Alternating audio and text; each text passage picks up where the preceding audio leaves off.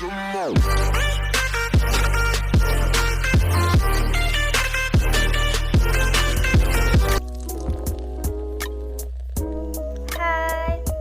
Assalamualaikum warahmatullahi wabarakatuh.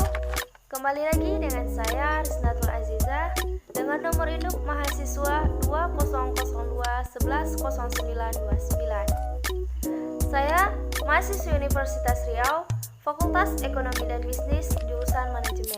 Nah, di video kali ini saya akan membahas tentang Design of Goods and Service, mata kuliah Manajemen Operasional dengan dosen pengampu Bapak Rio Martahan Marpaung, SEMM. Nah, penasaran bagaimana penjelasannya? Saksikan terus video ini ya. Baiklah, pada kesempatan kali ini saya akan menjelaskan materi tentang Design of Goods and Service. Nah, Design of Goods and Service ini ada 6 subtopik. Yang pertama, ada pemilihan barang dan jasa. Yang kedua, menghasilkan produk baru. Yang ketiga, desain produk dan tujuannya. Yang keempat, permasalahan desain produk. Yang kelima, persaingan berdasarkan waktu. Dan yang terakhir ada desain jasa. Yang pertama adalah pemilihan barang dan jasa. Pengertian dari pemilihan barang dan jasa adalah proses pemilihan produk, barang atau jasa untuk dapat disajikan kepada pelanggan atau klien. Produk yang hebat adalah kunci dari sebuah kesuksesan. Tujuan keputusan produk adalah untuk mengembangkan dan mengimplementasikan strategi produk yang memenuhi permintaan pasar dengan keunggulan kompetitif. Ada 3 strategi. Yang pertama adalah pilihan strategi produk mendukung keunggulan kompetitif. Terdapat banyak pilihan dalam pemilihan pendefinisian dan perancangan produk. Ada beberapa strategi yang dapat digunakan seperti low cost strategi melalui desain produk dan rapid response strategi. Yang kedua adalah siklus hidup dan strategi. Seorang manajer operasi harus siap untuk mengembangkan produk baru. Mereka harus juga siap mengembangkan strategi untuk produk baru dan produk yang sudah ada. Siklus hidup dan strategi ada 4. Yang pertama adalah fase pengenalan. Karena produk masih menjadi funtan bagi pasar sehingga memerlukan biaya yang tidak biasa. Biaya tersebut digunakan untuk riset, pengembangan produk, proses pendefinisian dan perbaikan, pemodifikasi dan perbaikan, serta pengembangan pemasok. Yang kedua, adanya fase pertumbuhan. Pada fase ini, produk telah mulai stabil dan perkiraan kebutuhan kapasitas yang efektif sangat dibutuhkan.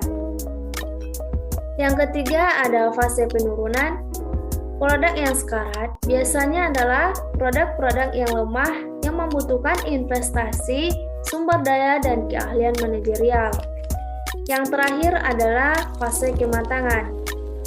Ketika sebuah produk matang, kompetitor muncul, produksi dengan volume tinggi dan inovatif akan dibutuhkan. Yang ketiga, adanya analisis produk berdasarkan nilai. Analisis produk berdasarkan pada nilai mengurutkan pada urutan menurun berdasarkan pada kontribusi uang masing-masingnya kepada perusahaan. Yang kedua, menghasilkan produk baru. Salah satu teknik untuk menghasilkan produk baru adalah brainstorming, yakni sebuah teknik di mana kelompok orang yang berbeda saling berbagi ide pada topik tertentu tanpa mengkritik. Tujuan brainstorming adalah untuk membangkitkan diskusi terbuka yang menghasilkan ide kreatif mengenai produk yang mungkin dan perbaikan produk. Umumnya, brainstorming bermanfaat bila secara langsung memutuskan pada keadaan yang pertama, memahami pelanggan, perubahan ekonomi, perubahan sosiologis dan demografi, perubahan teknologi, perubahan politik dan peraturan, dan perubahan lainnya. Kriteria pengembangan produk ada 4. Yang pertama, harus seimbang antara permintaan pasar dengan produk. Produk tidak boleh memiliki persoalan hukum. Produk harus cocok dengan keuangan pasar dan daya beli. Dan yang terakhir, pencitraan produk harus dilakukan dengan baik. Pengembangan produk merupakan sekumpulan aktivitas yang dimulai dengan mengidentifikasi peluang pasar dan diakhiri dengan kegiatan produksi, penjualan, dan pengiriman produk. Ini menurut Rich dan Eppinger 2001. Sedangkan menurut Bond dan Coates membedakan 4 strategi pengembangan produk, yaitu 1. Strategi pengembangan pasar. Pada strategi ini berkonsentrasi pada pencarian pasar-pasar baru bagi produk yang sudah ada. Yang kedua, strategi pengembangan produk. Strategi ini mencoba memperkenalkan produk-produk baru ke pasar yang sudah tetap atau sudah dikenal. Yang ketiga, strategi penetrasi pasar. Strategi ini berusaha meningkatkan penjualan produk yang sudah ada pada pasar yang sudah dikenal. Dan yang terakhir adalah strategi diversifikasi produk. Strategi ini memfokuskan pada pengembangan produk yang sama sekali baru untuk pasar yang baru. Yang ketiga adalah desain produk dan tujuannya. Desain produk adalah proses menciptakan produk baru yang akan dijual oleh perusahaan untuk pelanggannya. Tujuannya adalah untuk menghasilkan produk yang berkualitas tinggi dan mempunyai nilai jual yang tinggi, untuk menghasilkan produk tren pada masanya, untuk membuat produk seekonomis mungkin dalam penggunaan bahan baku dan biaya-biaya dengan tanpa mengurangi nilai jual produk tersebut. Yang keempat adalah permasalahan desain produk. Terdapat beberapa pertimbangan penting bagi desain produk. Ada 6 faktor. Yang pertama, desain yang baik.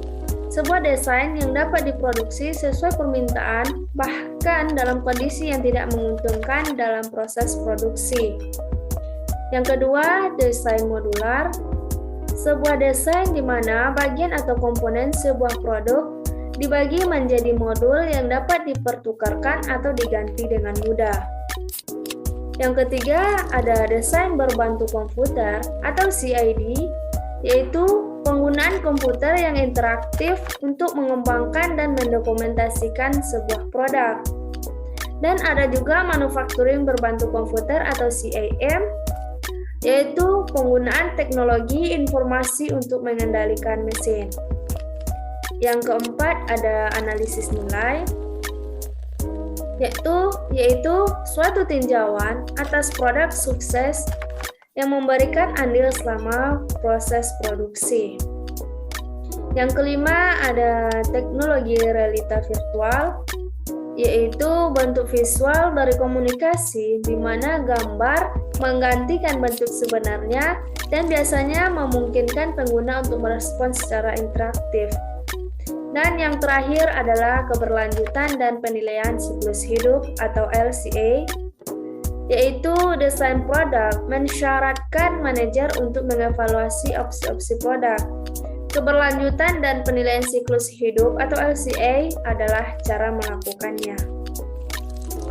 Yang kelima adalah persaingan berdasarkan waktu.